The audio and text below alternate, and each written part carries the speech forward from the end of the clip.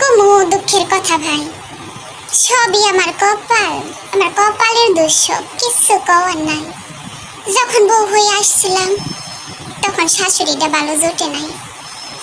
কি কমু, কপাল, সবই আমার কপাল, আমার কপালের দোষ সব, আমার কপালের দোষ।